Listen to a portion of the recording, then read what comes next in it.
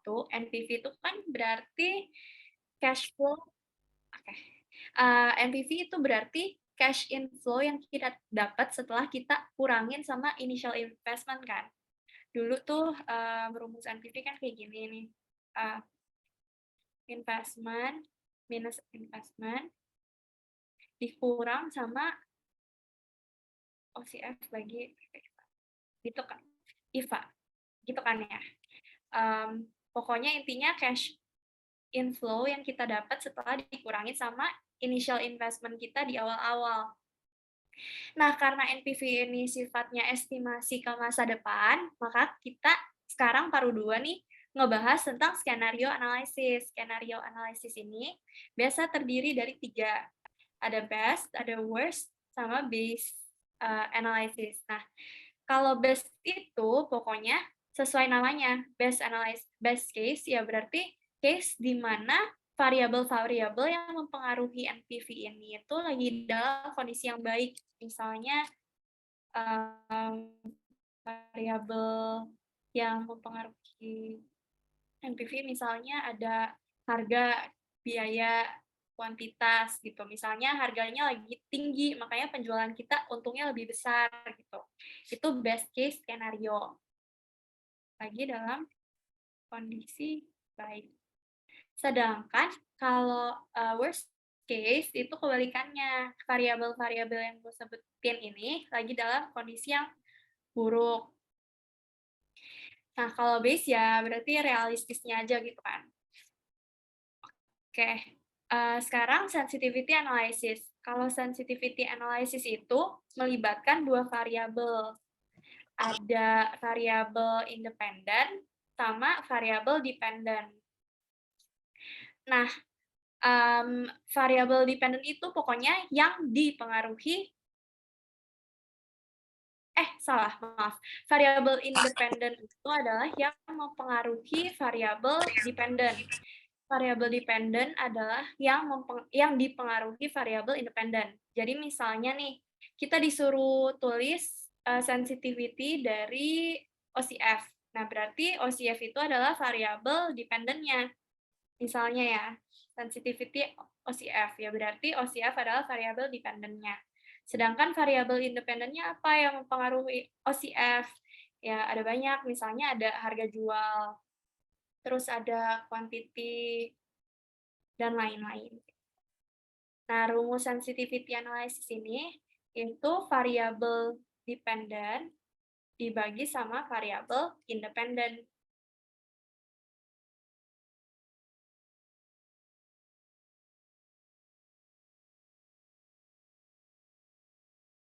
Itu ya.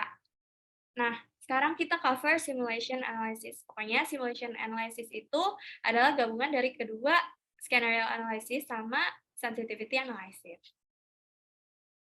Next, kita ke break even. Nah, ini break even itu ada 3. Ada accounting break even, cash break even, sama financial break even. Pokoknya basic-nya itu sebenarnya adalah cash break even. Nih, kalau kalian lihat di sini, rumusnya adalah fixed cost dibagi price kurang variable cost. Cuman ini itu kondisi ketika kita ignore tax. Tuh, ignore tax. Sedangkan kalau misalnya ada tax, berarti masing-masing dari denominator dan nominatornya tinggal kita kurangin sama tax. Gitu ya.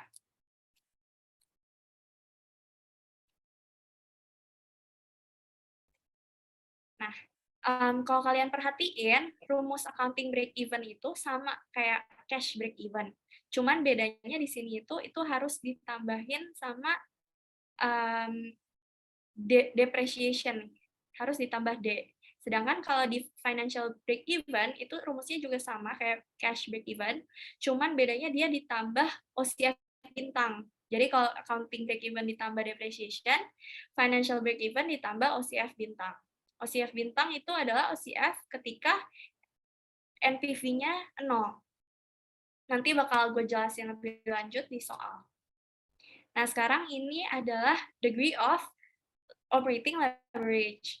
Rumusnya adalah ini percentage change in OCF sama dengan DOL kali percentage change in quantity Atau UOL sama dengan 1 tambah fixed cost dibagi UCF. Nah, ini kondisi juga saat kita ignore tax. Kalau misalnya kita harus adain tax, berarti kita harus kali 1 min tax gain. Gitu. Nah, langsung aja ke soal. PT Kalamakara have a project with cost 900.000. Ini sama aja kayak initial investment-nya ya. Berarti di sini tuh cost-nya 900.000. Ini 5 years of useful life. Terus ini nilai sisa berarti residual value sebanyak $130.000. Residual value 130.000. Depreciation-nya adalah straight line yang simple yang tinggal dibagi useful life-nya aja. Terus required return sebanyak 14% dan tarif pajak 34%. Nih, cat juga. Terus penjualan diproyeksikan sebanyak 2.350 unit per tahun. Catat juga, sales 2.350. Harga per unit adalah 400, berarti price-nya 400 per unit. Terus variable cost 200, biaya tetap 150, biaya penyusutan 180, capital investment sebesar 50.000. Nah, di sini ditanya, jika proyeksi jumlah penjualan harga variable cost dan fixed cost yang diberikan akurat sebesar 7%, atau dalam bahasa Inggrisnya tuh projections given are accurate to 7%. Nah, ini tuh artinya apa? Artinya adalah 7% ini adalah persentase kemungkinan dia melenceng dari estimasi base case kita. Jadi misalnya nih kita estimasi base case-nya price-nya itu 400. Berarti estimasi itu kan karena kita ngomongin masa depan bisa melenceng. Melencengnya sebanyak apa? Melencengnya sebanyak 7%. Deviation-nya itu sebanyak 7%. Oke, nah nomor 1 kita disuruh tentuin nih batas atas dan batas bawah untuk proyeksi tersebut. Batas atas itu bisa aja kita bilang upper limit ya, kalau batas bawah lower limit. Nah, di sini karena kita ngomongin scenario analysis, tentu aja kita harus bikin ini dulu nih, base, best, sama worst kan. Setelah itu, kita tentuin best itu melenceng berapa dari base, worst itu melenceng berapa dari base case scenario. Melenceng berapanya kan ini udah ditulis, projections are given accurate to 7%. Nah, either 7% melencengnya ke atas atau lebih rendah, itu kan pakai logik aja sebenarnya. Misalnya, di sini best case scenario price itu lebih best atau dalam kondisi yang baik kalau dia lebih tinggi kan. Berarti melenceng dari base case skenario-nya itu tambah 7%. Nah, kalau quantity, itu best case-nya juga ketika kuantitas penjualan kita naik dong, berarti ini juga sama. Melencengnya ke atas, jadi 7% ditambah base case. Nah, sekarang cost. Cost ketika base case berarti lebih rendah. Makanya base case-nya harus dikurang sama estimasi tadi 7%. Variable cost juga berkurang di base case. Oke, nah sekarang the same applied with worst case gitu. Berarti kalau worst case kan price-nya kebalikannya best case kan, berarti dia berkurang. Berarti kurang 7%. Ini. Kurang 7%. Nah, kalau fixed cost, berarti kan kalau worst, berarti dia naik dong cost-nya. Makanya, worst case-nya tinggal kita tambahin 7%.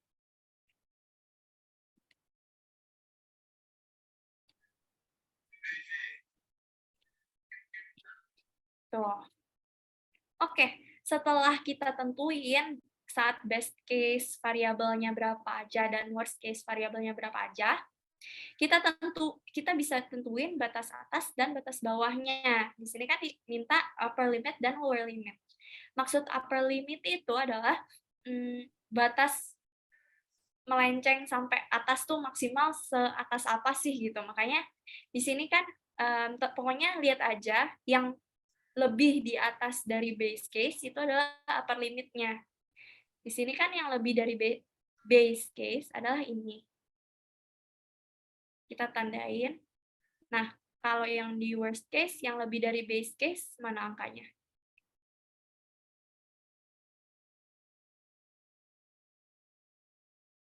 Maaf, ini gue salah tambahin. Ini harusnya tambah base case ya. Tambah 7%. Ini.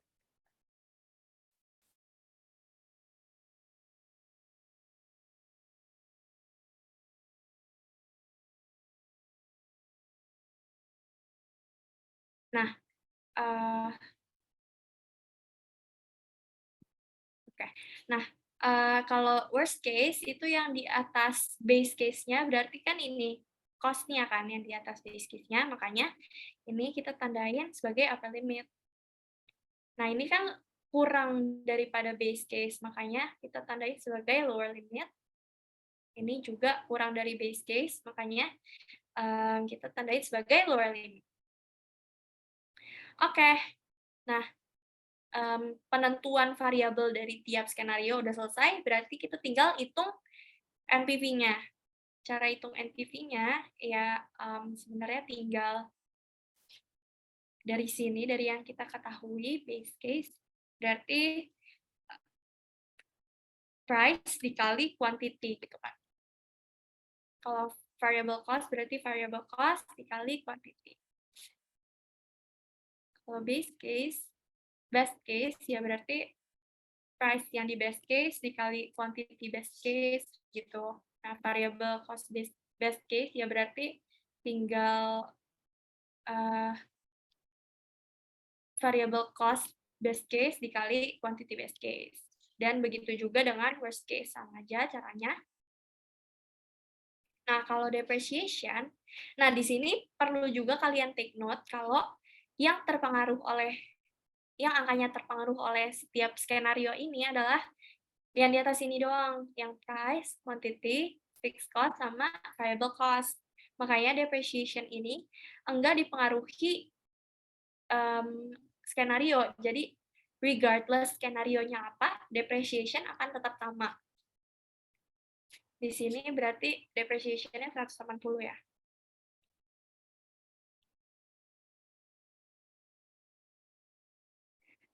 Nah, EBIT ya berarti tinggal sales kurang variable cost, dikurang fixed cost, dikurang depreciation.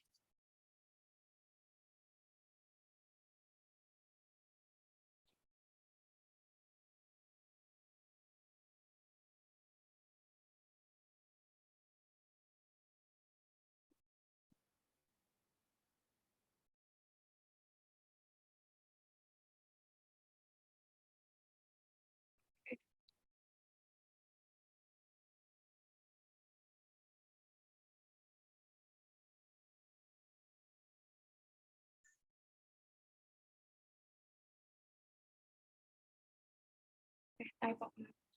Oke, nah terus habis itu sekarang teks ya.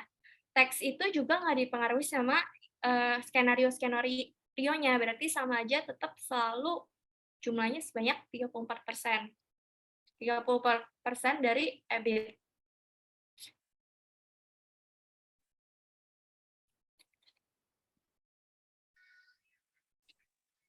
Nah, kalau net income ya berarti tinggal EBIT kurang tax.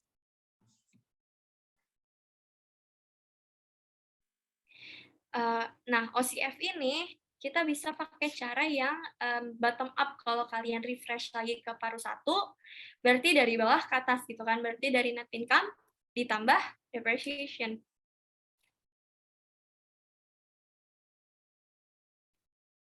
Nah, perlu di take note juga di sini, OCF itu cuma bisa pakai bottom up approach yang tadi yang NI tambah depreciation jika nggak ada interest expense. Jadi kalau misalnya ada interest expense, harus pakai cara klasiknya aja biar gak salah. Jadi cara klasik itu yang EBIT kurang 1, kurang tax, terus ditambah depreciation. Nggak boleh pakai bottom up approach. Oke, next, kita hitung NWC. NWC juga nggak termasuk ke dalam list ini kan, yang terpengaruh oleh skenario, makanya bakal sama aja nilainya. 50.000 given.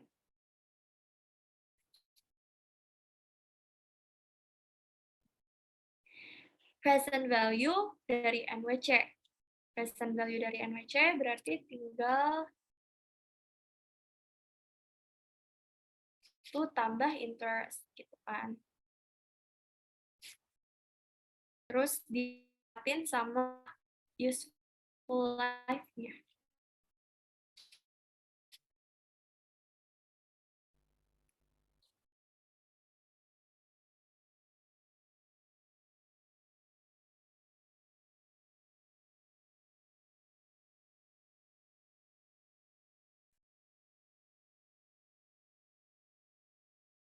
Oke, terus di track sama aja soalnya caranya. Nah, present value, residual value juga sama aja caranya, cuman perlu di take note juga gue kali 1 kurang teksnya dulu. Jadi yang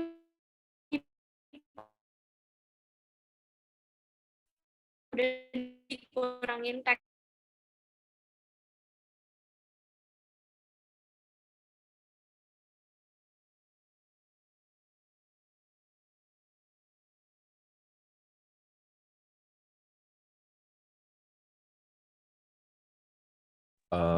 Tunggu bentar ya guys, ini Kak Charlene mungkin koneksinya lagi agak bermasalah.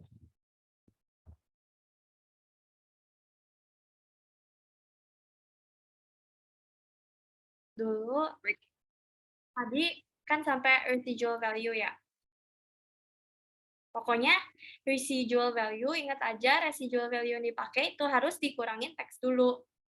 Nah, baru dicari present value-nya.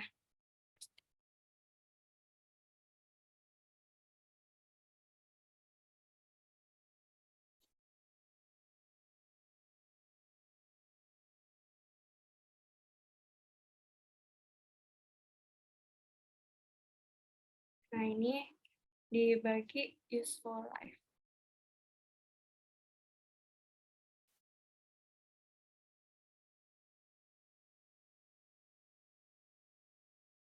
Bentar ya.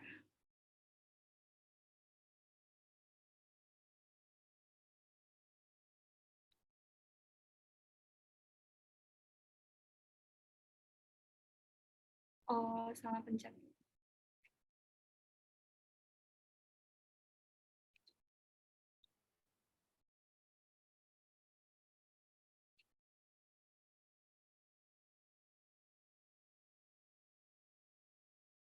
Oke.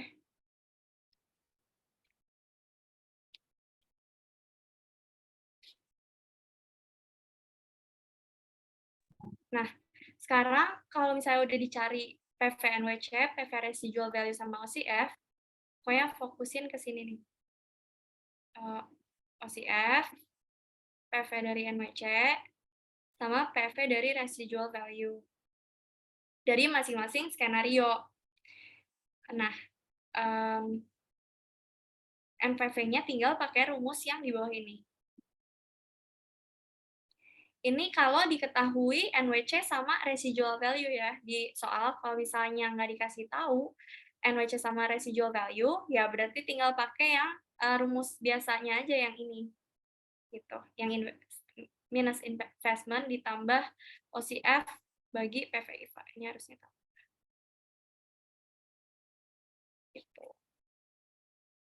Nah, NPV berarti tinggal ikutin rumus, berarti negatif investment-nya. Ini kan investment, terus dikurang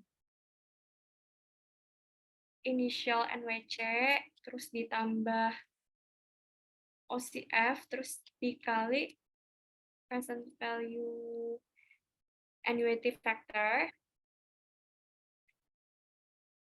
1 kurang 1 tambah interest rate dipangkat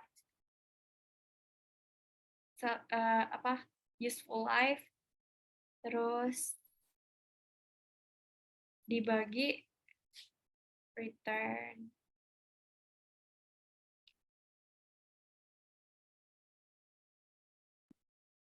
Nah, terus ditambah sama initial NWC tambah salvage value, terus ini bisa dengan 2 cara ya, bisa kita cari masing-masing PV-nya dulu, PV dari NWC dan PV dari residual value, terus baru kita tambahin.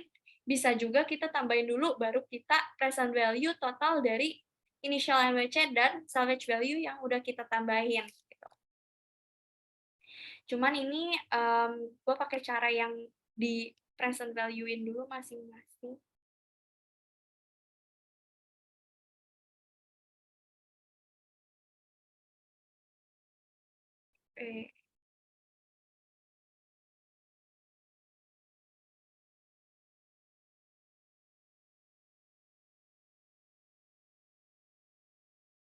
Oh, ini. Oke, nah setelah pakai rumus yang ini, kita udah dapat nih NPV-nya. Berarti tinggal di drag ya ke bawah kalau pakai Excel. Cuman kalau misalnya di ujian ya berarti kalian nanti harus ini sendiri gitu. Harus hitung sendiri.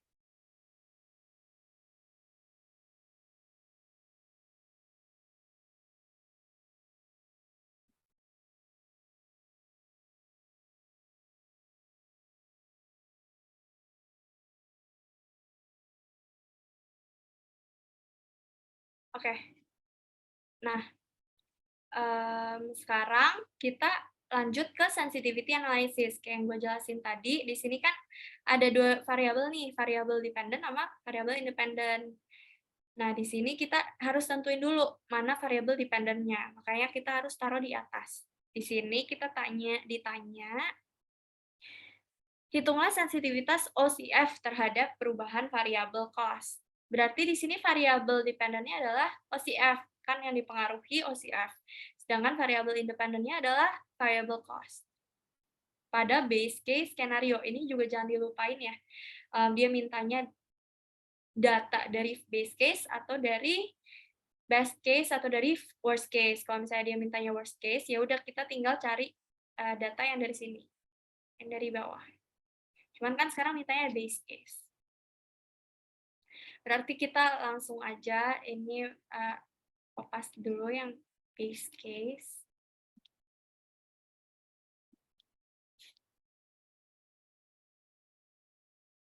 Depreciation. Nah, OCF juga kita udah cari kan base case-nya segini 272. Nah, sekarang skenario analisisnya, skenario-nya yang kita bikin-bikin.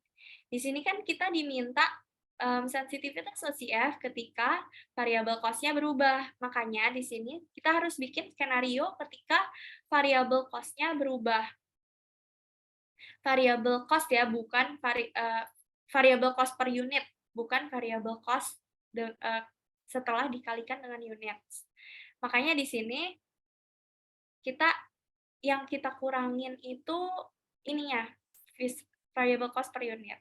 Misalnya di sini gue mau perubahan VC-nya -5 gitu ya. Berarti di sini sama dengan VC yang tadi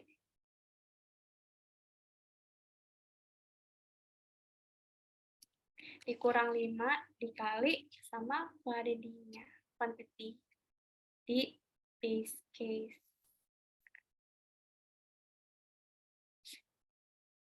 Nah, sedangkan fixed cost sama aja, nggak berubah. depreciation juga nggak berubah, sama kayak base case. Nah, kan tadi kita mau cari tahu tujuannya sensitivitas OCF, makanya kita harus hitung OCF-nya kalau PC-nya udah berubah nih, udah -5. Berarti tinggal kita ulang lagi, ngitung sales kurang PC, kurang FC, terus depre nggak usah dikurangin ya kalau OCF, karena operating cash flow. Sedangkan depreciation itu bukan dalam bentuk cash, makanya kita nggak kurangin. Langsung aja dikurangin sama tax. Nah, dapat di sini berarti delta OCF itu tinggal perubahan variabel dependent ya. Berarti perubahannya kan di sini ini kan skenario kurang base case. Sedangkan perubahan variabel cost-nya itu pakai yang variabel cost per unit ya, jangan pakai variabel cost yang udah dikalikan dengan total units-nya. Makanya di sini kan tadi gue bikin perubahannya dia variabel cost-nya turun 5, berarti -5. Nah, kita dapat sensitivity-nya adalah negatif 2.350. Nah, jangan lupa kalau di MK itu harus diinterpretasikan. Ini hafalin aja template representasinya tuh tinggal if OCF increase, if PC increase 1, atau if variabel independennya increase 1, dan the variabel dependentnya atau di sini OCF will tulis decrease atau increase-nya itu kita harus lihat di tanda di sini. Tanda di sini kan dia minus ya. Berarti dia hubungannya negatif dengan variabel independennya. Makanya di sini kalau kita tulisnya if variabel dependentnya increase, maka variabel independennya atau OCF-nya will decrease. Kebalikannya gitu, karena dia negatif. Will decrease 2.350. Oke. Nah, sekarang ke break even point yang tadi gue udah jelasin. Ini dikosongin dulu.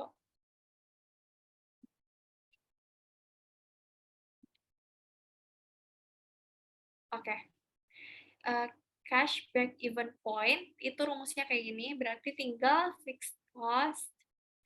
Oh ya, terus jangan lupa di break even point juga kalian lihat dia mintanya pakai data dari skenario apa. Di sini kan kita diminta berdasarkan base case skenario. Cuman kalau misalnya dia nggak kasih tahu berdasarkan skenario apa, kita tulis aja assumption. Assumption titik 2 pakai base case skenario.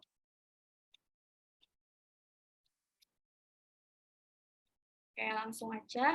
Berarti fixed cost base case dikali 1 kurang tax. Terus ditambah, dikurang tax dikali depreciation.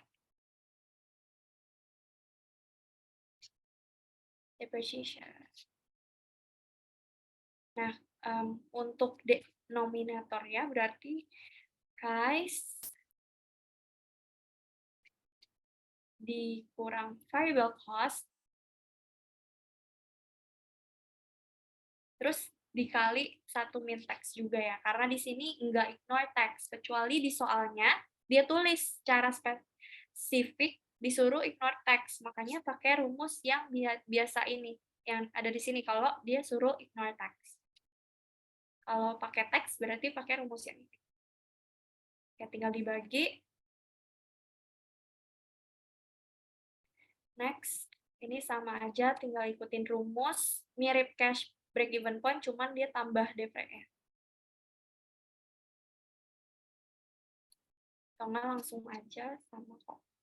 Tinggal tambah depreciation.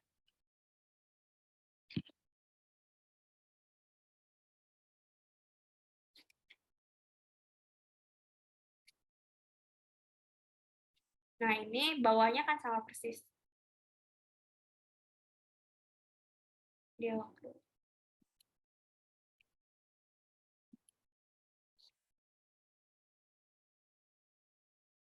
Oke. Oke, berarti tinggal dibagi juga hasilnya 1.650 unit. Kalau financial break even itu sama juga dengan cash break even, cuman dia bukan ditambah DP, tapi dia ditambah OCF bintang.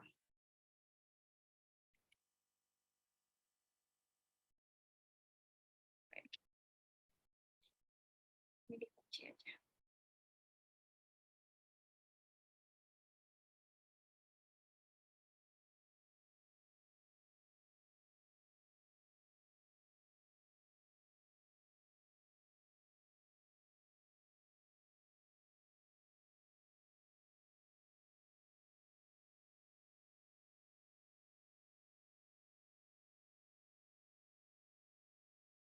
Ini atasnya ditambah OCF bintang ya. Nah, bentar. OCF bintang itu apa? Kan kayak yang gue bilang tadi, OCF bintang adalah kondisi saat NPV-nya 0 gitu. Makanya di sini, kan kalau misalnya kita otak-atik rumusnya, kalau NPV-nya 0, berarti OCF dikali PV/IVA dikurang investment gitu kan.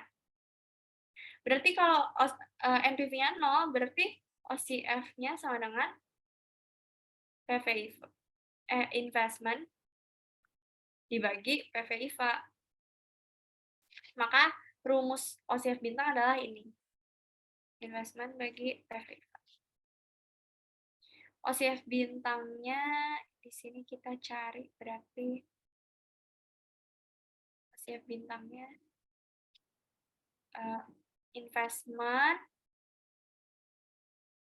investmentnya kan diketahui di sini 100 dibagi sama PV/IVA. PV/IVA rumusnya 1 dikurang 1 tambah interest rate pangkat ininya negatif useful life dibagi return.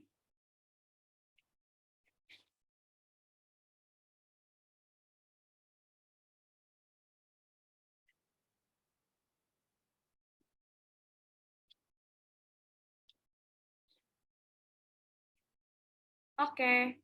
Nah, setelah dapat OCF bintang, berarti yang tadi cash break even point, kita tinggal tambahin sama OCF bintang. Karena rumusnya kan kayak gitu. Cuman beda di OCF. Nah, oke, sekarang tinggal dibagi. Nah, selesai untuk break even point, sekarang tinggal operating leverage. Ini sebenarnya gampang banget, tinggal apply ke rumus 1 tambah fixed cost. Tadi kan diketahui base case fixed cost-nya 150.000. Terus dibagi sama OCF. OCF-nya base case 272.400. Jadi sini dapat 1,551. Tinggal diinterpretasiin. Interpretasinya caranya sama. If sales increase by 1%, OCF will increase by hasilnya ini. Ini template, hafalin aja.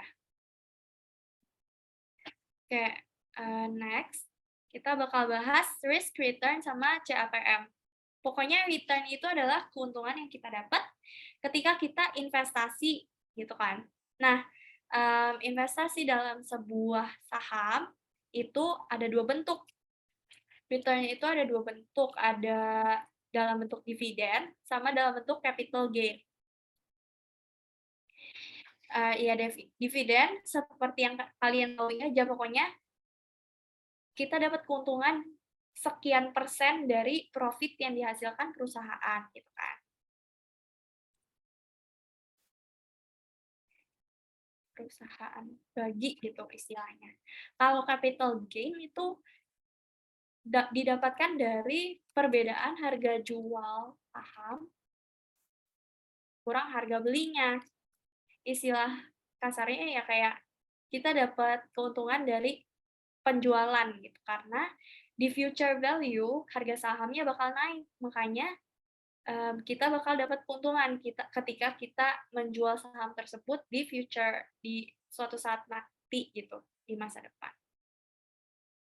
Nah, rumusnya ini untuk dividen, sedangkan kalau yang ini untuk capital gain.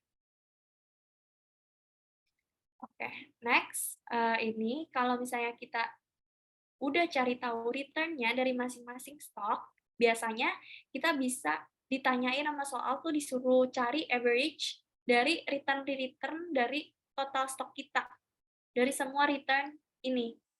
Makanya kita perlu dua rumus, ada aritmatik sama ada geometrik. Kalau aritmatik ya tinggal ditambah-tambahin terus dibagi sama tahunnya. Sedangkan kalau geometrik itu harus ditambahin masing-masing returnnya ditambahin 1, terus dikalikan, terus baru dipangkat 1 bagi tahunnya, terus dikurang 1.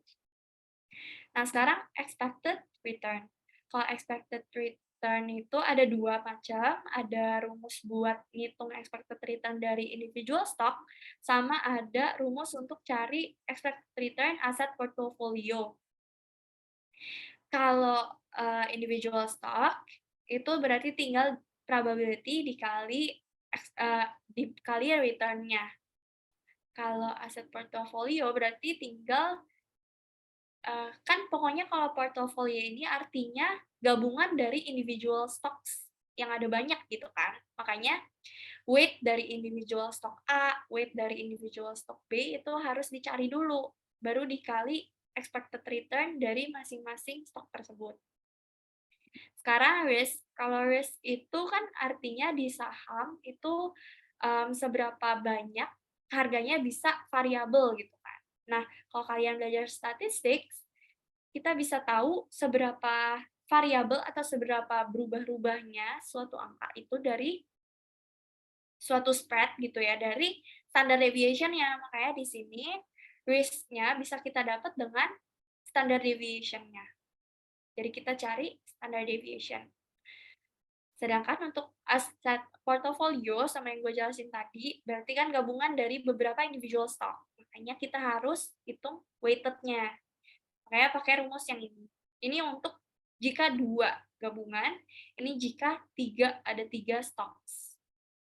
Cuman biasanya keluar di ujian itu yang 2, karena yang 3 ini agak banyak banget gitu. Nah, ini rumus correlation. Correlation A dan B sama dengan covariance A dan B dibagi standard deviation-nya. Terus sekarang konsep securities market line. Sebenarnya ini nggak tahu bakal keluar di ujian atau nggak, tapi ada di silabus kalian. Makanya gue jelasin aja konsep singkatnya. Intinya, yang di garis biru ini adalah CAPM. Kalau yang di garis vertikal ini adalah expected return. Nah, kita anggap aja istilah gampangnya tuh CAPM adalah harga di pasar gitu. Sedangkan expected return adalah intrinsic value-nya. Makanya kalau misalnya nih CAPM-nya lebih daripada expected return atau harga di pasar lebih daripada intrinsic value, kita sebutnya sebagai overvalued, overpriced gitu. Nah, kalau CAPM-nya atau harga di pasarnya kurang daripada expected return atau intrinsic value, makanya kita sebut underpriced. Tapi di sini jangan bilang underpriced ya, kalau di stok bilangnya undervalued. Oke.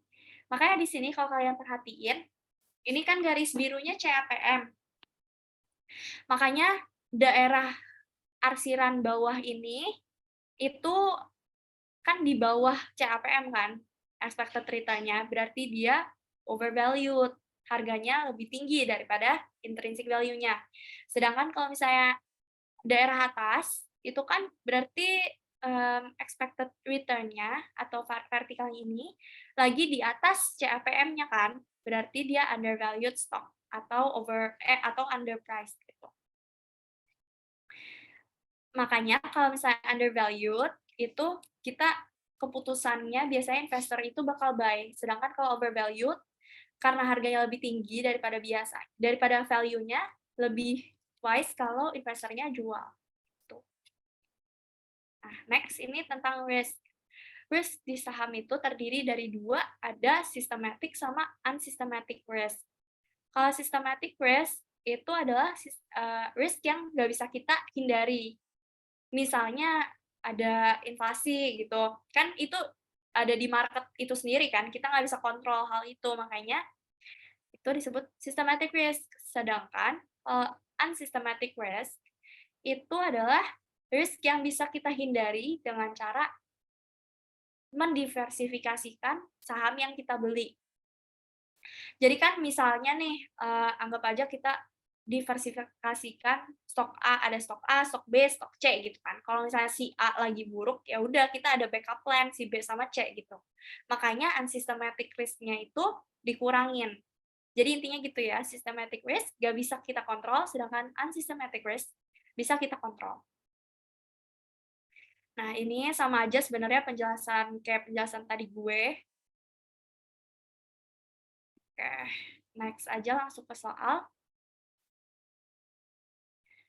You have an investment in stock A and B. Stock A didn't pay the dividend, while stock B paid dividend frequently. You are given a price of stock A and B for the last 4 years. Ini listnya. Terus ditanya yang A, calculate arithmetic average return and geometric average return from 2016 sampai 2019 ini. Nah, kan dia suruh tanya average return kan. Average return itu kan berarti ada banyak returnnya. Nah, berarti kita harus cari dulu return dari masing-masing tahun di sini. Cara-carinya gimana? Cara carinya ya ini yang tadi gue singgung tadi. Return itu kan ada dua bentuk, dalam bentuk dividen sama capital gain. Nah, kita tentuin dulu kalau stok A, return itu bentuknya apa, kalau stok B, return-nya bentuknya apa. Nah, di sini kalau kalian perhatiin, stok A itu harganya semakin naik, semakin lama kan semakin naik. Berarti kalau kita beli saham di tahun 2016 harganya 1.000, terus 2017 harganya naik jadi 1.250, kita bisa dapat apa? Capital gain dong, karena harganya naik. Makanya stok A ini return-nya dalam bentuk capital gain. Nah, sedangkan di stok B itu harganya sama terus dari tahun ke tahun, makanya kita nggak bisa dapat keuntungan dari jual saham, makanya kita nggak bisa pakai capital gain return-nya. Nah, kita lihat nih, stok A sama B ada dividen atau enggak sih? Nah, di sini kan yang ada dividen itu cuma stok B.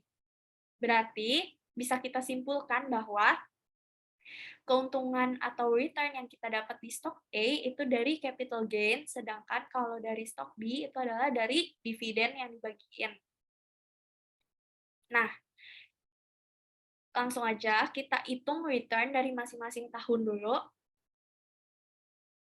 Ini kan, price-nya naik, semakin naik. Return itu dihitung di tahun kedua yang given ya, berarti 2017. Capital gain itu rumusnya price sekarang dikurang price yang dulu dibagi price yang dulu.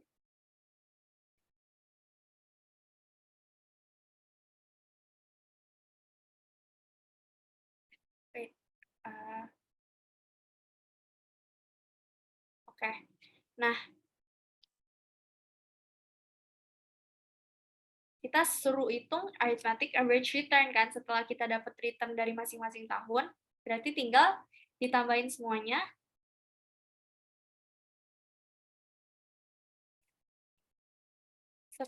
Terus dibagi 3. Oke, now yang geometrik. Geometrik tinggal pakai rumus. Ini gue nggak mau lama-lama jelasin ya, karena ya rumus doang gitu. 1 tambah dari 2 kali 1 tambah 3. Terus dipangkat 1 per jumlah tahunnya. Dikurang 1. Oke, nah sekarang yang stok B. Stok B tadi karena price-nya sama terus, dia cuma dapat return dari dividen. Berarti rumusnya adalah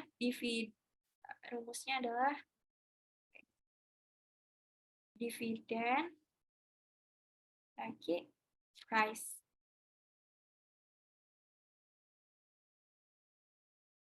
Terus udah dapat semua, tinggal calculate arithmetic average return. Sama aja sebenarnya caranya.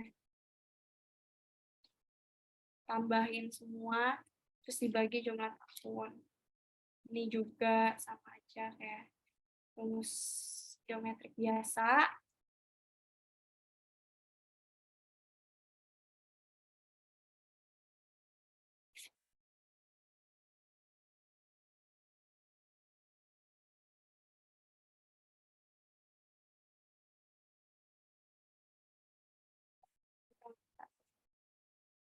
Oke, udah dapat semuanya. Sekarang ke pertanyaan B. In 2019, you invest 100 million in stock A and 160 million in stock B. You have probabilities for recession 20%, normal 50%, boom 30%. Under crisis circumstances, you expect the return will be 2% lower than the return in normal condition, while under boom circumstance, the return will be 2% higher than the return in normal condition. Calculate the expected return and standard deviation for stock A, B, and the expected return for the portfolio. Oke, langsung aja. Nah, dia kan cuman kasih tahu kalau resesi itu berarti kalau krisis berarti bakal turun 2%, sedangkan kalau in boom dia bakal naik 2%. Makanya kita harus cari sendiri kalau krisis itu return-nya bakal berapa, sedangkan kalau boom return-nya bakal berapa. Berarti kan di sini normal return dari stock A dikurang 2%. Ini juga normal return stock B dikurang 2%. Ini juga boom, berarti boom ditambah 2%.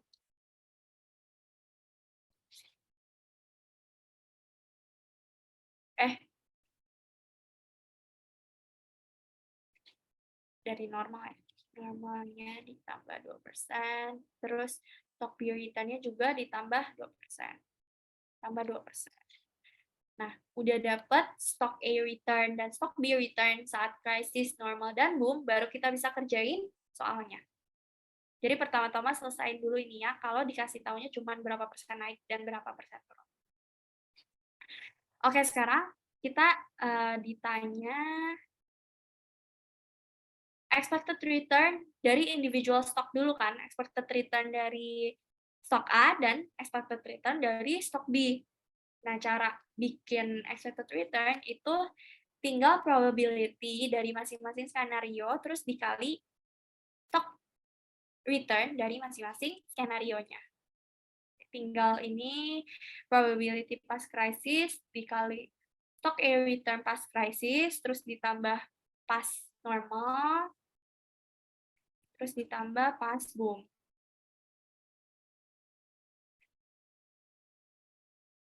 Oke, nah sama aja caranya buat yang B, berarti probability pas krisis dikali return pas krisis, terus ditambah yang pas normal, ditambah yang pas boom. Oke, sekarang kita disuruh cari risk-nya kan. Nah, yang kayak gue bilang tadi, risk itu bisa diukur dengan memakai standard deviation.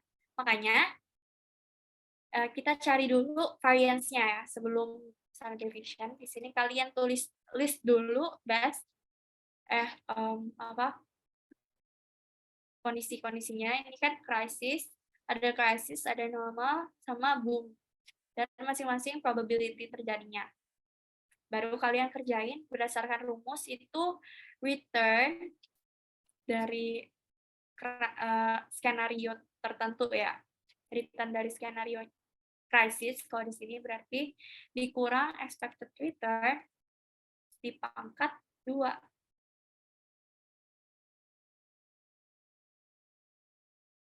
Nah, kalau yang pas normal berarti return pas normal dikurang expected return dipangkat 2. Yang boom berarti ya sama aja caranya tapi pakai data yang ada di boom. Gitu. Sekarang semua yang pangkat 2 ini tinggal dikali sama probability-nya. Setelah itu baru ditambahin semua untuk kita dapetin variance. Nah, kalau udah dapat variance, ya berarti standard deviation-nya tinggal square root atau akar dari variation-nya.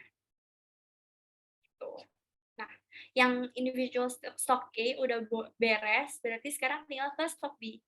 Stock B ada 3 kondisi juga kan, ada crisis, ada normal, ada boom. Terus second step sama aja, tinggal list probability dari masing-masing skenario, terus baru kita cari deviation-nya dari expected return yang udah kita hitung. Jadi awal-awal kerjain ini harus kerjain expected return dulu ya awal-awal. Kayak baru kita bisa kurangin return aslinya sama expected return-nya itu. Sama aja caranya.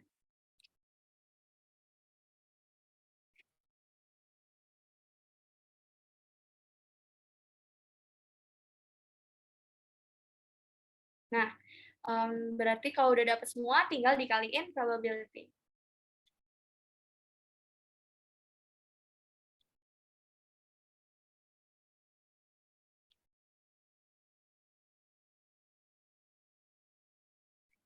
Nah, berarti tinggal diakarin variance-nya untuk dapat risk atau standard deviation. Oke, udah done yang individual stock, tapi di sini juga dia tanya calculate the expected return of portfolio. Berarti gabungan dari expected return individual stock A dan individual stock B. Hanya kita harus cari dulu weight of each stock. Pokoknya kalau ada kata-kata portofolio, itu kalian otomatis langsung cari weight dulu. Baru apply ke rumus yang ini kalau buat standard deviation atau risk, atau rumus yang ini kalau untuk expected return. Sekarang kan yang ditanya expected return berarti stok A, cari weight stok A dan B. Cara carinya gimana? Cara carinya memakai harganya. Di sini kan kita diketahui kita invest 100 million di stok A dan 160 million di stok B. Kita bisa pakai informasi itu.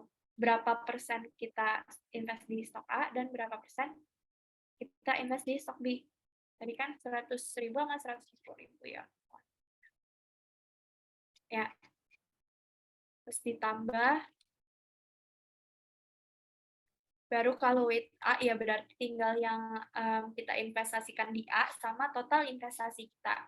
Kalau yang di B berarti yang investasi B kurang total dibagi total investasi. Nah, expected return portofolio atau gabungan stocks tinggal weight dikali expected return dari individual stock terus tambah weight ini kan stock B berarti dikali expected return dari stock. Nah, berarti dapat expected return-nya adalah 0,15 atau 15%. Gitu. Oke. Next, ini tentang capital cost sama structure. Jadi ada 2 macam capital. Jadi capital itu adalah kan sumber pendanaan suatu perusahaan. Perusahaan itu bisa dapat dana melalui equity dan melalui debt untuk membeli aset mereka. Makanya kan di akuntansi rumusnya aset sama dengan equity plus debt gitu. Karena sumber pendanaannya ini 2, equity dan debt atau kita sebut dengan capital. Equity itu bisa dalam bentuk common stock sama preferred stock. Oke, segitu dulu. Nah, sekarang biasanya di bab ini kalian disuruh cari WACC kan. WACC adalah weighted average cost of capital atau cost of gabungan dari equity yang kalian pakai dan debt gitu. Berarti dalam mencari cost of capital, kita harus cari dulu cost of equity sama cost of debt. Rumusnya ini ada di sini semua. Kalau cost of equity berarti bisa pakai 2 cara, ada dividend growth model sama SML approach. Kalau dividen growth model itu pakai dividen setahun setelah dibagi initial price ditambah growth. Sedangkan SML approach itu pakai risk free rate ditambah beta dikali market risk dikurang risk free return. Ini return of market risk ya. Ini risk free return. Nah, jadi gue jelasin dulu masing-masing komponennya. Kalau di sini yang perlu kalian take note adalah yang kita masukin ke formula adalah dividen setahun setelah. Jadi misalnya di soal diketahui price-nya itu misalnya gini deh. Price 2022 sama dividen yang dibagiin current dividend gitu ya. Dividen yang dibagiin tahun ini juga 2022. Misalnya di sini 1.000 gitu, terus dividennya 10. Nah, ini kan 2022. Kita nggak bisa langsung tunggu, ini growth dulu. Growth-nya misalnya 5% gitu. Kita nggak bisa langsung aja nih, berarti dividen dibagi price ditambah growth gitu. Nggak bisa. Kita harus cari D1, bukan D0. Ini kan D0, D tahun tersebut. D1 berarti kita harus cari dividen 2023. Caranya, di sini kan ada growth, berarti dividennya bertumbuh. Ada growth 5%. 1 tambah 5%. Berarti dividen setahun setelah segini. Nah, baru kalian bisa pakai rumus dividend growth model approach. Jadi price of dividen yang tadi dibagi price ditambah growth. Ini harusnya ada koma-koma. Gitu ya. Jadi pokoknya ingat aja kalau dividen growth model itu kalian harus pakai dividen setahun setelah. Pakai dividen setahun setelah. Cuman misalnya di soal langsung dikasih tahu dividen setahun setelahnya, itu berarti ya udah kalian nggak usah kaliin growth-nya lagi, tergantung given-nya apa. Gitu. Oke, nah kalau SML approach, RF itu berarti risk free. Kalau beta itu berarti systematic risk yang tadi gue bilang atau sensitivity return yang kita dapat terhadap risk. RM itu return of market risk. Kalau RF risk free. Nah, RM kurang RF itu namanya risk premium. Ini hafalin ya, karena takutnya kalian kebalik-balik gitu. Oke, sekarang cost of debt. Kalau cost of debt itu pakai cara interpolasi yang kalian udah belajar di paruh 1, pakai YTM. Itu adalah cost of debt-nya.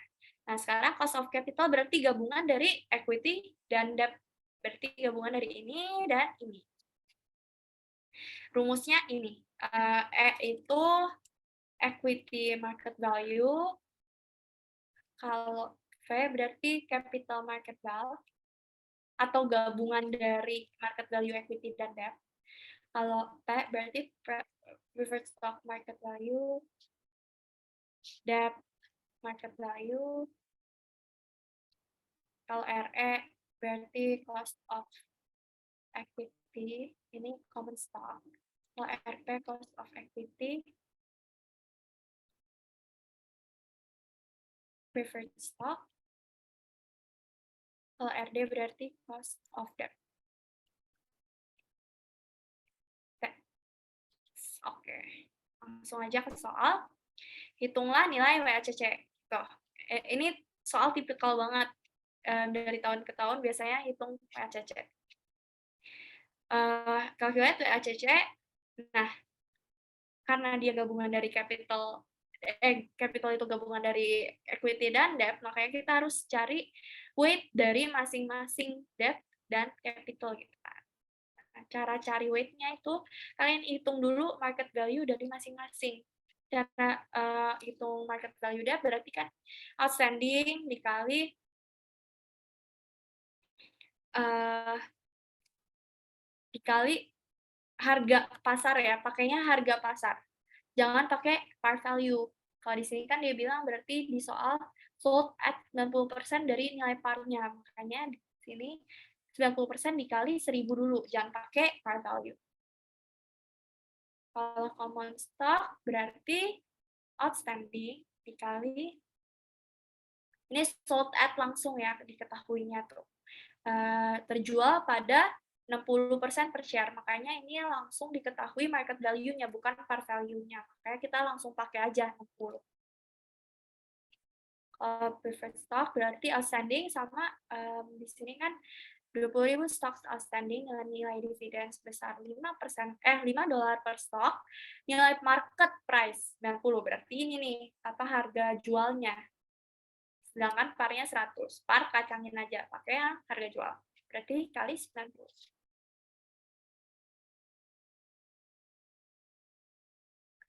Oke, udah dapat semua market value-nya, baru di sum.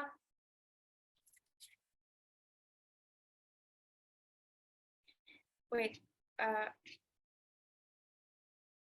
oke. Kalau udah di sum, berarti tinggal debt dibagi total, terus common stock dibagi total, pokoknya weight-nya gitu kan. Total. Udah dapat weight-nya, step 2 adalah cari cost of equity, cost of preferred share, sama cost of debt untuk cari gabungan semuanya di WACC. Nah, cost of equity itu rumusnya tentuin dulu mau pakai yang dividend growth approach atau SML approach. Di sini kan yang given-nya itu ada risk free, terus ada market risk premium kan nih. Tuh, risk premium pasar 7% dan risk free 5%. Makanya kita sesuaiin sama yang given. Di sini kan nggak dikasih tahu, maksudnya dividen common stock-nya tuh berapa. Makanya kita nggak bisa pakai dividen growth model approach. Kita bisa pakai yang ada di given di sini. Oke, langsung aja masukin ke rumus. RF tambah beta tadi sensitivity-nya dikali market risk premium. Oh, ini kebetulan langsung diketahui market risk premium-nya atau RM kurang RF-nya, bukan return of market risk. Kalau ada kata-kata premium, itu berarti tandanya dia udah dikurangin sama RF. Makanya nggak usah dikurangin RF lagi. Langsung aja dikali beta. Oke, nah sekarang preferred share. Kalau preferred share berarti karena dia nggak ada growth, sama aja caranya kayak common stock, kayak equity biasa yang ini. Cuman karena dia nggak ada growth, makanya growth-nya dihilangin. Jadi rumus return atau cost of preferred stock ya udah tinggal dividen bagi price-nya aja. Dengan dividen bagi market price. Selalu pakai market price, jangan pakai fair value. Sekarang find cost of debt. Nah, ini sebenarnya gue nggak mau jelasin secara mendetail lagi karena kalian udah belajar ini di paruh 1 ya. Gue cuma mau refresh dikit aja. Intinya, kalian step pertama adalah harus cari tahu dulu apakah market value-nya itu lebih di atas par value atau di bawah par value. Nah, di sini kan diketahui mana debt. Nah, ini diketahui sold at-nya itu atau market value-nya itu di bawah par value kan, 90%-nya dari par value. Kalau market value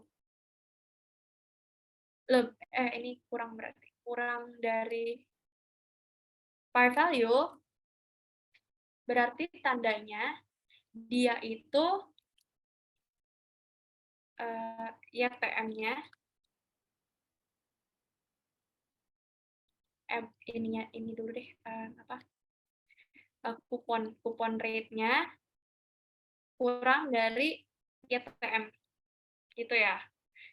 Pokoknya ingat aja YTM itu paralel sama par value, jadi kalau par value-nya lebih tinggi, berarti YTM-nya lebih tinggi, sedangkan coupon rate itu paralel sama market value. Oke, nah udah ditentuin, di sini kan kita udah tentuin YTM-nya lebih gede daripada coupon rate, makanya di sini kita bikin assumption-nya itu lebih di atas dari coupon rate atau 5% di sini. Nah, kalau YTM-nya sama dengan 5% atau coupon rate, berarti kan bond value-nya sama dengan par. Makanya di sini 5%, terus ini par value.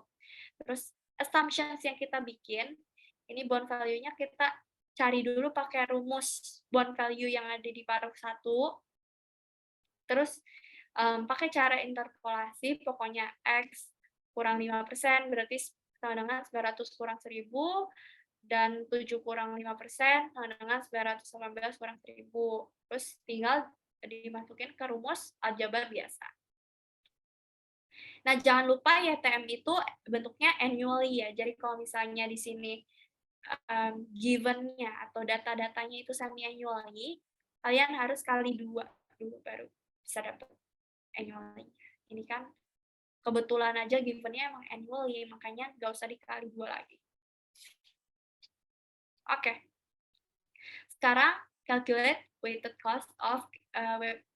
average cost of capital. Berarti pakai rumus yang tadi. Tapi rumusnya walaupun kelihatan panjang sebenarnya gampang. Ingat aja pokoknya setiap weight-nya ini harus dikaliin sama masing-masing cost-nya sesuai dengan jenisnya. Jadi kalau weight debt berarti weight debt kali cost of debt. Cuman kan kalau debt harus dikurang tax. Gitu. Langsung aja, berarti kita mau cost of equity atau common stock dulu nih, berarti weight dikali cost of equity. Terus tadi ada terdiri dari preferred stock juga kan capitalnya, berarti weight dari preferred stock dikali preferred stock, cost of preferred stock. Terus debt juga sama, berarti weight of debt-nya dikali cost of debt. Makanya cuma weight dikali cost-nya. Nah, kalau debt, jangan lupa dikurang tax. Mana tax? Ini dia.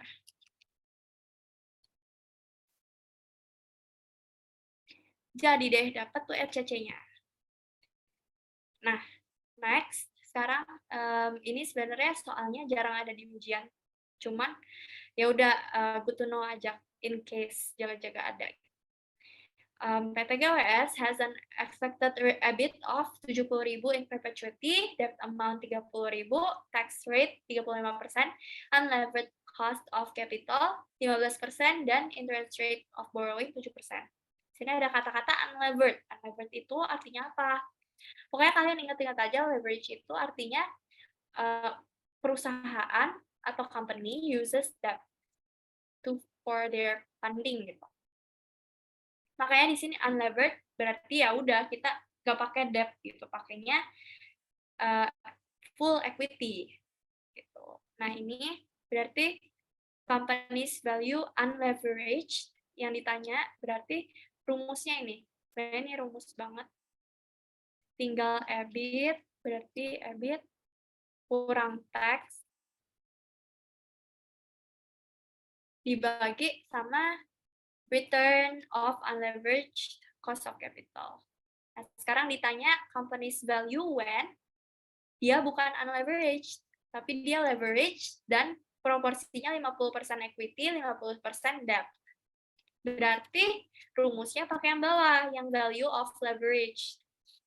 Berarti sama dengan VU tambah tax dikali debt. Dan jangan lupa harus dikali sama proportion dari debt-nya. Cuman yang VU tadi gak usah dikali proportion-nya ya. Cuman debt-nya aja yang dikali proportion-nya. 50%. Nah, di sini company's value when 100% debt. Berarti kan dia didanai oleh utang juga kan, sama kayak B. Makanya pakai rumus yang value leveraged atau value jika company menggunakan debt. Sama aja caranya, tambah tax kali debt, tapi kali 100%. Oke, nah sekarang disuruh explain company strategy to maximize its value. Di sini kan kalau kita lihat semakin debt-nya semakin banyak, value-nya semakin meningkat. Kayak di sini kita jelasin aja, to increase the value, company's value, they should utilize more debt. Nah, utang itu tuh kelebihannya dia bisa digunakan untuk expand themselves. Nah, sedangkan tapi but more debt also means more credit risk atau resiko kita nggak bisa bayar gitu. Oke, capital cost and structure done. Sekarang working capital. Working capital itu sebenarnya lebih ke cycle gitu sih, quarter, terus cash budget biasanya keluar. Nah, cash itu sama dengan long term debt ditambah equity tambah current liabilities kurang current assets other than cash kurang fixed assets. Sebenarnya ini self explanatory sih, karena kan dengan berhutang kita bertambah kan cash-nya, makanya di sini kita harus tambahin long term debt sama current liabilities. Sedangkan kalau misalnya kita beli assets, kita berkurang kan cash-nya, makanya di sini dikurang current assets sama fixed assets gitu. Nah sekarang ini cycle-nya. Kalian ingat aja ada 5 periods yang penting. Di sini ada inventory period, account payable period, cash cycle, accounting receivable period, sama operating cycle period. Nah, cara gampang hafalinnya, tinggal kalian hafalin kata-kata depannya aja. Di sini misalnya inventory period, berarti ya terhitung saat inventory masuk dan saat inventory keluar. Inventory masuk ya berarti pas kita beli inventory purchase, sampai inventory keluar atau inventory sold. Nah, kalau account payable period, emphasize di account payable, berarti saat utangnya masuk atau saat kita beli inventory, sampai hutangnya keluar, berarti pas kita bayar hutang.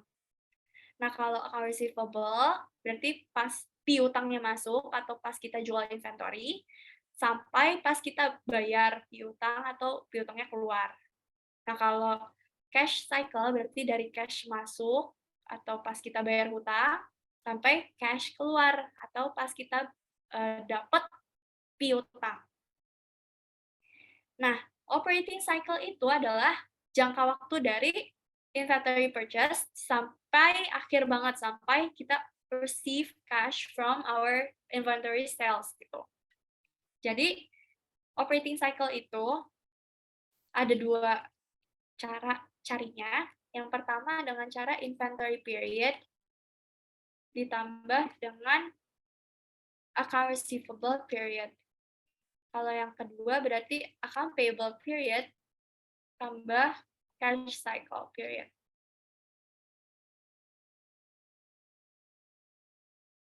Oke. Nah, sekarang gimana cara hitung masing-masing periodnya? Ini pakai rumus turnover. Ingat kan kalian di paruh 1 juga diajarin turnover. Pokoknya turnover itu atasnya pakai cost of goods sold, sedangkan bawahnya pakai yang ditanya. Misalnya di sini kan payable turnover, berarti atasnya cost of goods sold dibagi average payables atau yang ditanya gitu kan. Nah, kalau inventory turnover berarti sama aja cost of goods sold dibagi average inventory. Nah, yang beda sendiri ini, receivables turnover. Receivables turnover itu caranya credit sales atau sales yang kita buat tapi dalam piutang gitu. Jadi customer ngutang ke kita dibagi average account receivable. Arti dari masing-masing turnover ini adalah misalnya kalau payables turnover itu berarti hutang terbayar. Hutang terbayar dalam satu periode itu 9,4 kali utangnya terbayar. Inventory turnover berarti berapa kali inventory-nya terjual. Ini payables terbayar ya, terbayar. Ini berarti inventory turnover terjual. Kalau receivables turnover berarti berapa kali piutang kita dibayar gitu. Nah, payables period, inventory period sama receivables period ya udah tinggal 365 atau jumlah hari per tahun dibagi payables turnover-nya. Berarti sama aja kayak inventory dan receivables-nya. Ini juga artinya berarti kalau di convert ke days berarti berapa hari yang dibutuhkan untuk supaya hutang terbayar. Ini berapa hari yang dibutuhkan supaya inventory terjual. Kalau ini hari yang dibutuhkan supaya piutangnya dibayar. Nah, sekarang langsung aja ke soal. Ini sering keluar juga yang quarter gini. Disuruh cari cash budget kan. Cash budget itu ada 4 steps. Ada AR collection, account payable collection, net cash inflow, sama cash budget. Jadi ingat aja 4 steps ini. Kalian cari dulu AR collection, terus kalian cari AR payment, baru cash inflow atau summary dari cash yang masuk atau AR collection sama cash yang keluar atau AP payment. Sedangkan cash budget itu adalah gabungan dari semuanya untuk kita tahu kita butuh pinjaman atau enggak. Ini emphasize di kita borrowing ya. Supaya kita tahu ada borrowing atau enggak gitu. Oke, ini pokoknya semua given-nya gue catat di sini. Kayak AR beginning AR-nya kan di sini 149 million, terus AR collection day period-nya 45 days. Terus inventory purchase-nya 45% dari next quarter forecasted sales. Terus account payable payment period-nya 40 days atau hari yang dibutuhkan untuk membayar hutang 40 days. Terus wages, taxes, and other expenses-nya 30% dari sales. Terus interest and dividends-nya 15 million per quarter. Major capital outlay. Nah, capital outlay itu kayak pembelian mesin gitu loh, pembelian barang-barang fix. Makanya hanya terjadi sekali-sekali. Di sini kan diketahui cuma terjadi di second quarter. Makanya 150 in second quarter. Terus ada beginning cash 80, minimum cash 70, sama borrowing interest 1%. Dan assumptions-nya, oh ya ini kalian tulis aja di ujian supaya nggak disalahin. Sebenarnya nggak mungkin disalahin juga sih. Assumption 1 year itu 360 days dan number of days in 1 quarter itu 90 days. Oke, langsung kerjain mulai dari account receivable collection. Nah, awal-awal kita sediain dulu tabelnya nih, ada old sales, current sales, cut off, terus quarter 1 sampai 4 gitu kan. Nah, cara cari cut off dari cut off itu kita cari old sales-nya aja. Tinggal caranya adalah AR collection. Di sini kan AR collection table, berarti pakainya yang AR collection period dibagi number of days in a quarter. Di sini 90 days. Nah, current sales ya udah tinggal 1 kurang old sales cut off period. Nah, perlu dicatat juga, ini tuh old sales sama current sales bukan berarti jumlah penjualan kita ya. Di sini ya berarti AR yang sudah terbayar dari old sales dan dari current sales. Sudah terbayar dari old sales dan dari current sales. Pas gitu ya, pakai pas. Oke, berarti kalau quarter 1, nah ini tuh ada rumusnya. Pokoknya untuk cari tahu cash collection kita di quarter 1, berarti old sales cut off. Ini buat yang old sales ya, collection di old sales berarti cut off-nya dikali di cut off old sales cut off dikali sama previous quarter sales. Sedangkan kalau current sales berarti current sales cut off dikali current quarter sales. Ini maaf quarternya gue bahasa Indonesia ya. Oke, langsung aja berarti. Nah, di sini kan kita nggak dikasih tahu kan sales dari quarter 4 tahun sebelumnya tuh berapa. Sedangkan kita langsung dikasih tahu receivable beginning-nya tuh 149, makanya langsung aja. Terus kalau current sales pakai cara yang tadi, ya ini, current sales cut off dikali current quarter sales. Berarti current quarter berarti quarter 1. Nah, ini cash collection tinggal ditambahin collection dari old sales sama collection dari current sales. Nah, untuk cari old sales ini sebenarnya cepetnya tinggal ambil current sales dari quarter sebelumnya gitu. Tapi bisa aja kalian dengan cara yang ini yang gue udah tulis, old sales cut off dikali previous quarter sales. Berarti kalau mau cari quarter 2, kita pakai sales yang quarter 1 gitu.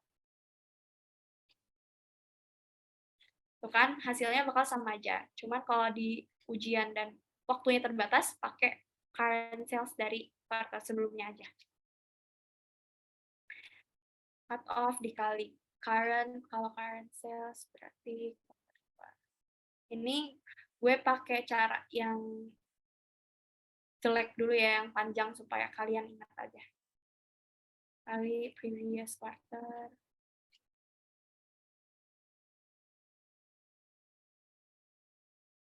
Current quarter. Previous quarter.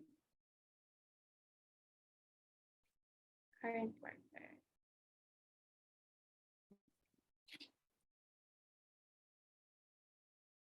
Oke. Nah, udah, sekarang ke AP payment. AP payment itu sama aja caranya kayak gini. Kalau pakai cara cut off, tapi ya udah bedanya cuman yang satu pakai sales, yang satu pakai purchase.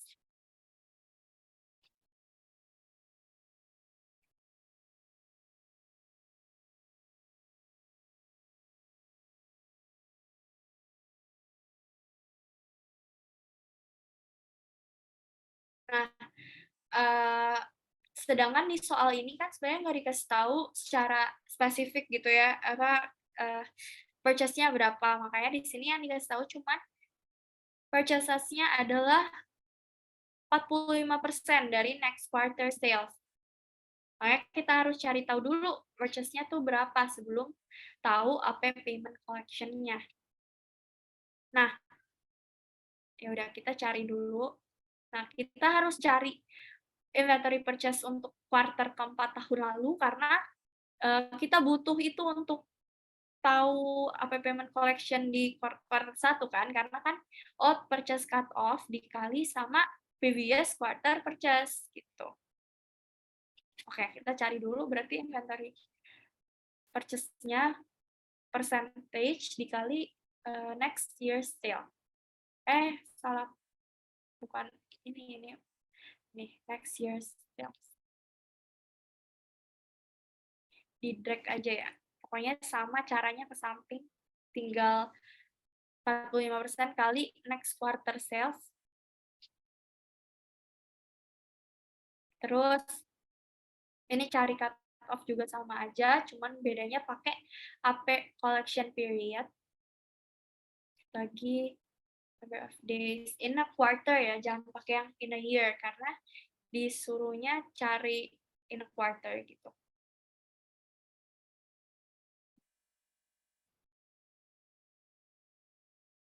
Terus ya udah tinggal pakai rumus. Ini cari yang quarter 1 aja. Cut off dikali previous. Ini ngerti lah ya, gue drag aja.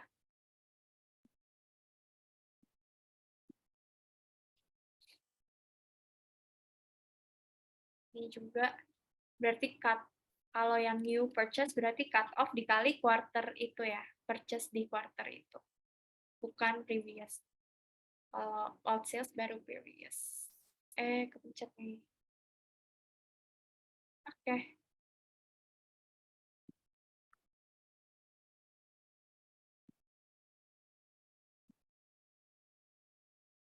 Nah, udah dapet apa ini berarti step ketiga net cash inflow atau summary dari AP payment and AR itu tadi.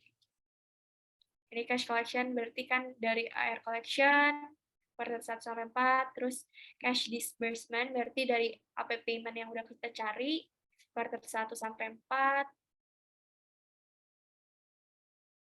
Terus kalau wages, taxes, and other expenses berarti 30% dari sales di quarter itu. 1, 2, 3, 4 sama caranya. Gue lupa loh.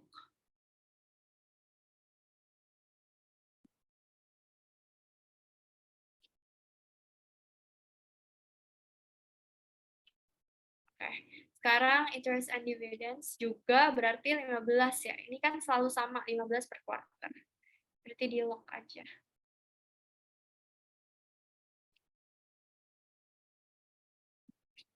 Capital outlay itu yang kayak gue bilang tadi, beli mesin sekali-sekali, berarti cuma di quarter 2 karena givennya cuma di second quarter. Terus total cash disbursement berarti sum dari ini semua, AP payment, wages expense, pokoknya expenses-nya semua ditambahin. Nah, cash inflow ya udah tinggal cash collection kurang total cash disbursement.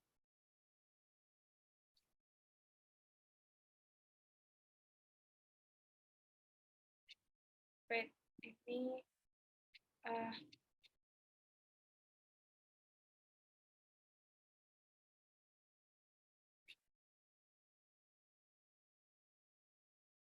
oh ini nggak nyampe, harusnya tambah juga. Nah, capital outlay. Oke. Nah, sekarang udah selesai cash inflow, sekarang cash budget. Ini given di soal beginning cash balance 80. Terus, nah ini stepnya gini. Kita catat dulu minimum cash balance-nya. Ini step pertama. Catat langsung minimum cash balance, berarti ada 70 kan.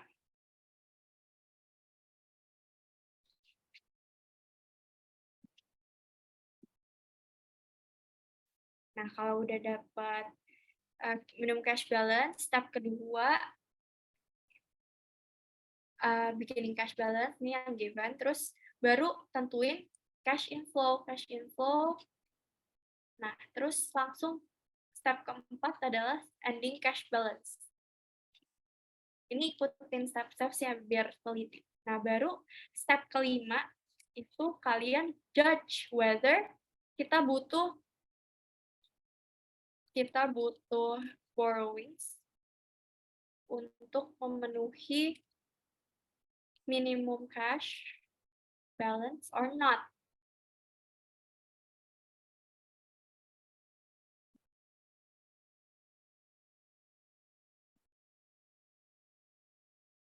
Tuh. Berarti di sini kan kita 115, lebih dari minimum cash balance, nggak perlu borrowing. Langsung lanjut steps-nya lagi, minimum cash balance, beginning cash balance, berarti sama dengan ending cash balance quarter sebelumnya. Terus step 3, net cash inflow. Terus step keempat, ending cash balance. Nah, di sini baru kita judge kan whether butuh borrowing atau enggak. Di sini kan kurang dari minimum cash balance, makanya kita butuh borrowing sebanyak 70 kurang itu apa 40,25. Itu ending cash balance-nya. Nah, sekarang quarter ketiga sama aja caranya, beginning balance, terus step ketiga net cash flow, terus ending cash balance. Terus, nah, jangan lupa kalau di quarter sebelumnya kita meminjam, jangan lupa untuk bayar interest. Interestnya 1% per quarter, berarti 1% dari ini. Nah, setelah dapat interest, baru kita kurangin dulu ya sama interest-nya kita. Terus kita judge lagi whether kita masih bisa bayar utang sebelumnya atau enggak. Di sini kan kalau meskipun kita bentar deh.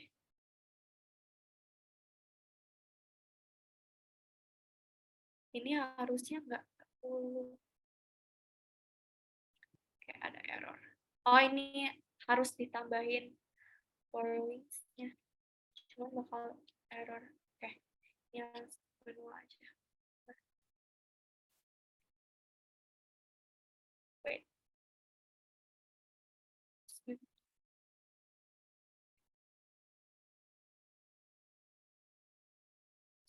9,75 tambah borrowings-nya.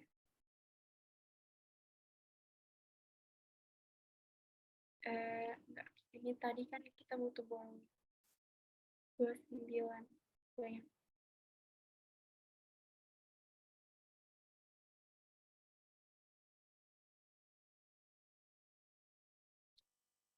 9,75. Oke, nah ini baru benar. Oke, nah ini setelah kita kurangin sama interest, walaupun kita udah kurangin sama interest, kita kan masih ada excess cash nih. Nah, kita masih bisa bayar short term borrowing ini. Berarti kita tulis di sini short term borrowing repaid, kita bisa bayar sebanyak 29,75. Nah, ini negatif. Berarti tinggal kurangin sama short term borrowing repaid-nya. Nah, udah. Berarti ending cash balance-nya ini harusnya tambah karena di sini udah pakai kurung. Nah, berarti ending cash balance-nya 97,745, terus cash inflow quarter 4 61, terus interest ada atau enggak? Enggak ada kan, karena di quarter 3 kita nggak pinjam apa-apa, makanya kosongin aja. Terus cari ending cash balance tambah. Nah, baru kita judge whether butuh borrowing atau enggak. Di sini kan nggak butuh ya, karena dia lebih dari minimum cash balance. Makanya kosongin juga aja short term borrowing-nya. Terus borrowings repaid-nya juga nggak ada, karena nggak ada utang lagi yang harus kita bayar. Oke, berarti ini udah ending-nya. Terus tinggal cari beginning short term borrowing sama ending short term borrowing. Di sini ending short term borrowing-nya adalah di quarter 2, 29,75. Nah, ending short term borrowing quarter sebelumnya ya sama dengan beginning short term borrowing tahun setelahnya. Berarti di sini quarter 3. Nah, ini jelasin aja, the company needs to borrow 29,75 ini in order to fulfill the minimum cash balance. Okay. Next, ini bab yang terakhir kok. Ini liquidity, credit, dan inventory. Nah, sebenarnya ini rumusnya sama aja atas dan bawah, cuman lebih aman pakai yang bawah ini, cash policy formula when price, variable cost, and quantity change. Karena peraturan yang pertama ini cuman berlaku kalau kuantitinya doang yang change. Makanya kalau supaya misalnya takut ceroboh, pakai yang kedua ini aja. Terus masing-masing restocking cost itu artinya cost atau biaya yang kita emban kalau setiap kali kita restock barang ke inventory. Sedangkan kalau carrying cost itu adalah biaya yang kita emban kalau kita menyimpan sesuatu di inventory. Makanya semakin banyak jumlah inventory-nya, maka kan kita semakin jarang dong restocking-nya. Makanya biaya restocking-nya semakin kecil, sedangkan biaya penyimpanannya atau carrying cost-nya semakin besar. Dan kebalikannya, kalau misalnya inventory-nya kecil atau sedikit barang-barangnya, maka restocking cost-nya bakal tinggi karena dia bakal terus butuh untuk restock gitu. Nah, total cost itu adalah total cost dari tambahan restocking cost dan carrying cost. Sedangkan economic order quantity adalah kuantitas optimal suatu perusahaan restock untuk meminimalkan biaya. Itu kan, the restocking quantity that minimizes the total inventory costs. Nah, ini carrying cost, rumusnya ini, terus total restocking cost rumusnya ini, total cost berarti tinggal ditambah aja, EOQ rumusnya ini, optimal order frequency, terus time between order. Nah, sekarang gue jelasin aja masing-masing variabel di rumusnya. Q, ada T, ada F, ada CC, ada apa lagi itu. Oke, nih. Nah, biasanya agak tricky bedain Q sama T. Q itu kan quantity. Sedangkan kalau T itu annual demand. Nah, Q itu adalah quantity per order. Jadi sekali order itu kuantitinya berapa. Sedangkan kalau annual demand itu total quantity dalam 1 tahun. Regardless dia order berapa kali. Pokoknya udah total semuanya. Sedangkan kalau Q itu cuman per order. Setiap kali order. Misalnya dia si perusahaan ini order inventory atau restock inventory setiap seminggu sekali. Ya udah berarti kuantitinya yang given ya udah yang setiap kali dia restock itu atau setiap minggu gitu, bukan quantity dalam 1 tahun. Oke. Nah, sekarang F itu adalah F itu adalah restocking cost. Kalau CC carrying cost.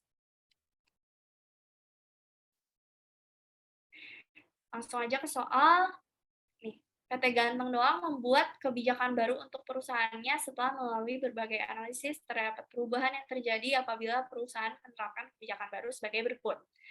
Ada current policy, ada new policy. Current policy price-nya, cost-nya, unit sales-nya segini, new policy segini gitu kan.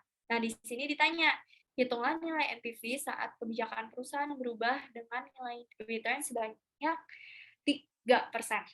Berarti rumus NPV itu pakai yang ini, negative cost of switching ditambah incremental cash flow dibagi return. Nah, ini sebenarnya sama aja kayak rumus NPV biasa kan, kayak negatif investment-nya ini atau biaya yang dibutuhkan untuk switch ke peraturan baru, terus ditambah cash flow yang kita dapat atau incremental cash flow tuh berarti cash flow tambahan yang kita dapat setelah kita implementasikan peraturan baru gitu. Makanya di sini kita harus cari incremental cash flow dulu dan cost of switching dulu, baru kita dapat NPV switching. Incremental cash flow ya udah cash flow tambahan kan, berarti kita cari dulu nih cash flow dari old policy-nya dulu atau current policy. Berarti kan revenue atau price dikali units dikurang variable cost dikali units, dikurang biayanya gitu kan. Nah, terus cash flow from new policy berarti price dikali units atau revenue dikurang cost kali total units. Incremental cash flow ya udah tinggal cash flow yang kita dapat dari peraturan baru kurang yang lama. Sekarang cost of switching berarti rumusnya yang ini nih. PQ tambah Q kali variable cost baru. Ini kalau ada tanda petiknya di sini berarti pakai yang new policy ya. Sedangkan kalau nggak ada berarti pakai yang old policy. Langsung aja apply ke rumus, berarti price old policy kali cost kali units of policy tambah tambah quantity kali quantity kali variable cost new policy kurang old policy tambah variable cost new policy, ya kan, variable cost new policy kali unit sales new policy kurang old policy. Oke. And pivot switching ya udah tinggal berarti negatif cost of switching ini ditambah incremental cash flow dibagi return. Bentar.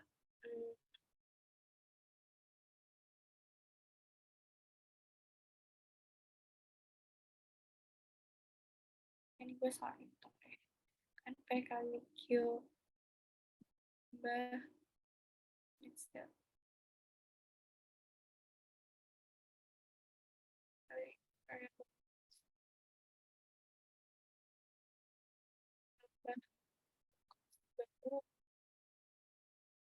bukan tambah. Oh, salah. Ini salah. Salah pencet, maaf.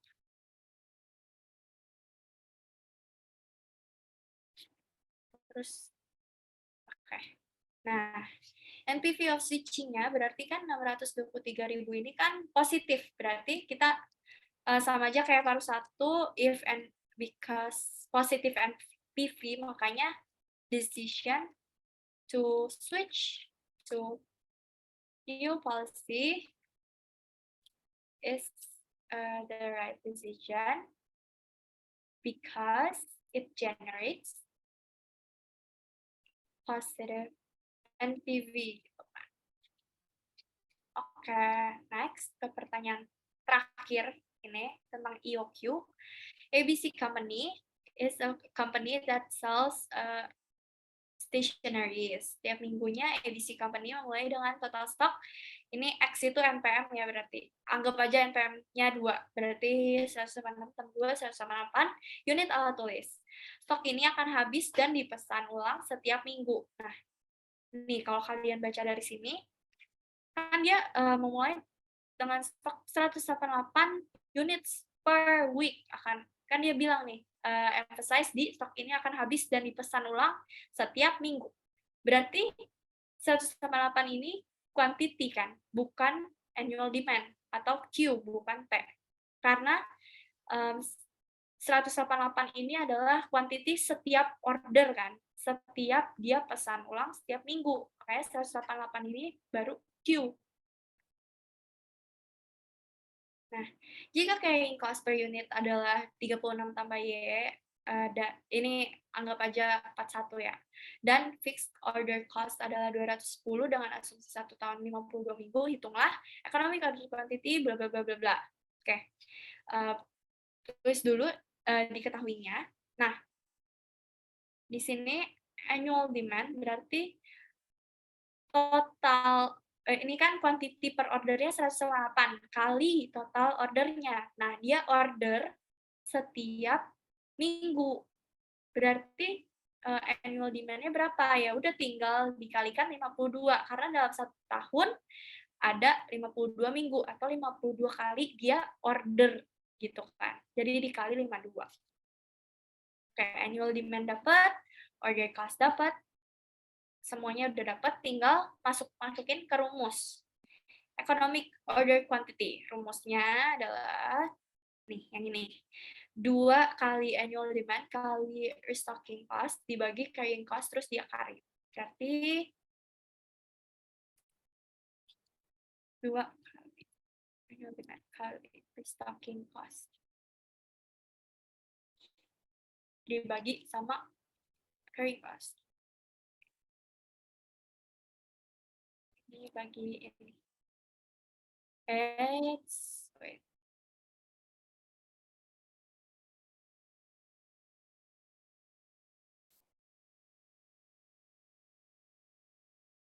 Oh, ini sorry, lupa di square root.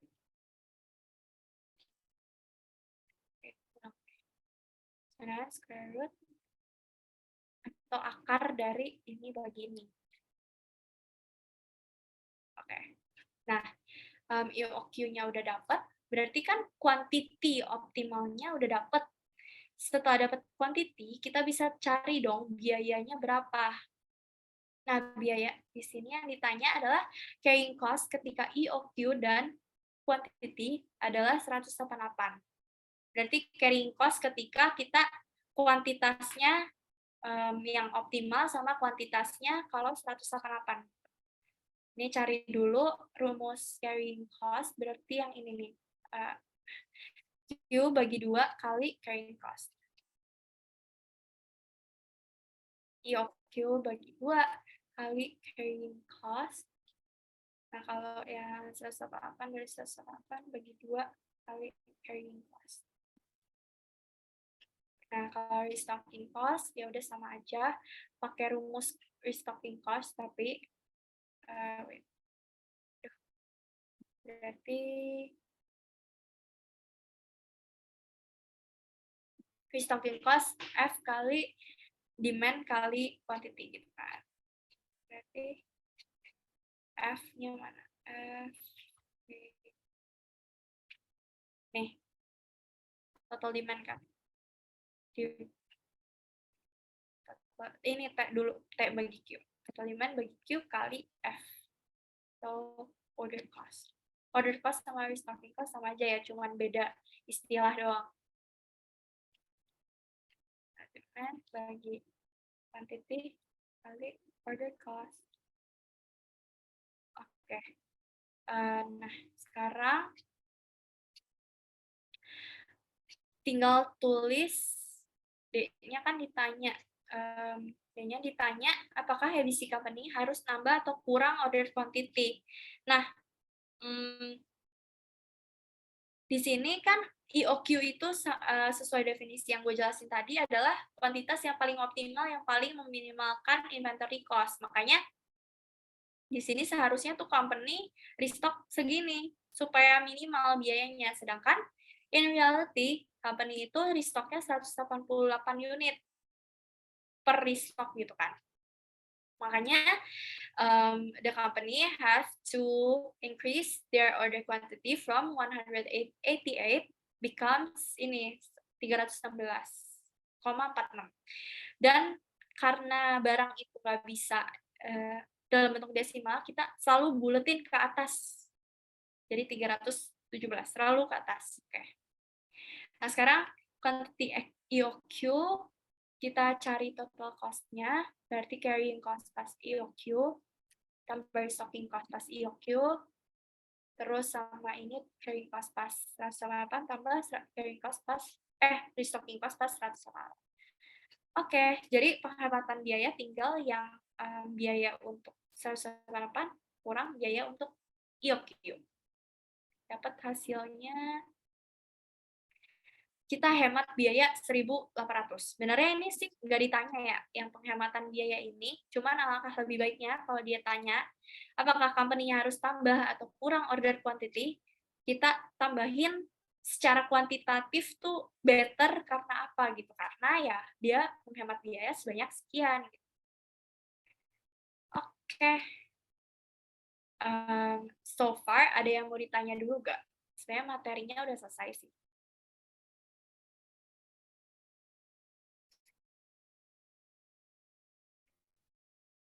Kalau misalnya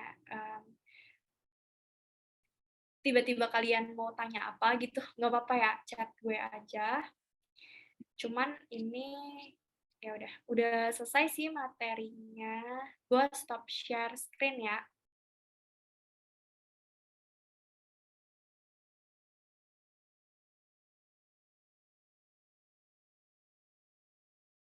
Oke, Kak. Oke, dengan itu selesailah tutorial kita hari ini. Terima kasih Kak Shelly atas ilmunya. Terima kasih kepada teman-teman yang hadir di sini. Aku izin mengingatkan kepada teman-teman yang belum mengisi absen untuk mengisi absen, dan nanti untuk rekaman tutorialnya akan di-upload di YouTube ACE FEB UI, sekalian di Bitly ACE StudyKit. Dan sekian, terima kasih kami dari Student Development ACE. Izin pamit. Thank you semuanya. Thank you. Thank you juga Kak. Oke, gue boleh leave ya. Ya Kak, silakan Kak. Thank you.